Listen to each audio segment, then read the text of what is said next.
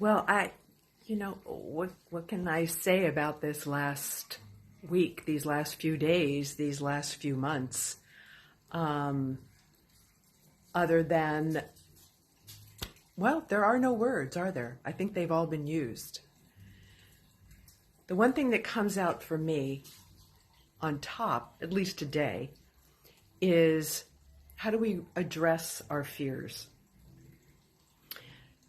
Obviously, some people are addressing their fears in a way of looting, which I know for most of us is, for a lack of better words, disgusting. When on the other side of it, you have a peaceful protest with a message, and you have the opposite going on at the same time, which is very significant for how the universe is.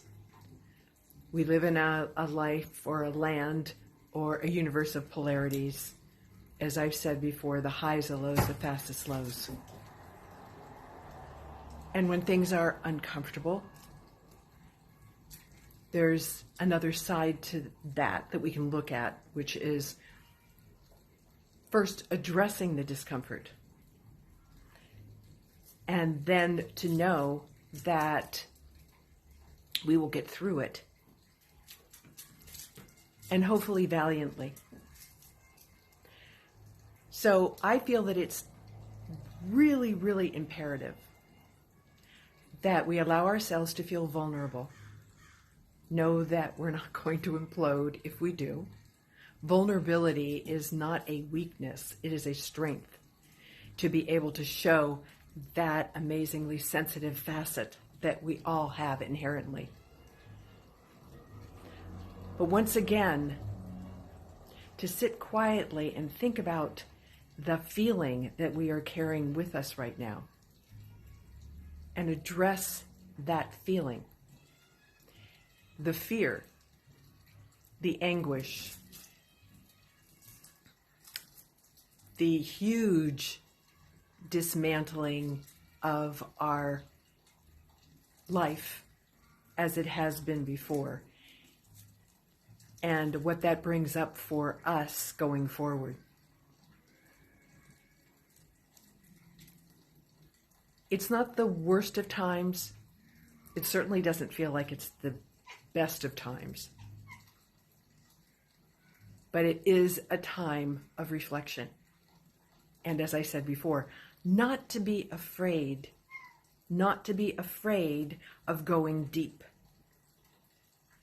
And to understand that what we're looking for within us is that place of compassion and loving, that place where we reduce the power of our ego, which is what encompasses our anger and our pain and our shame, and see how we can be on purpose. Not just for ourselves, because it's not just about us.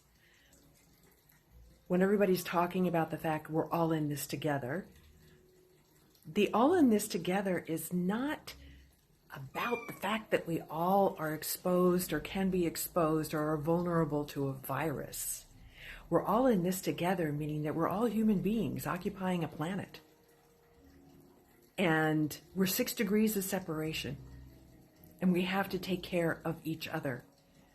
Because you know as well as I do that you could be traveling to, say, like Australia, and you'll run into your neighbor across the street. And stories like that happen all the time. Not necessarily going to Australia and running into your neighbor, but you understand what I mean. That narrative.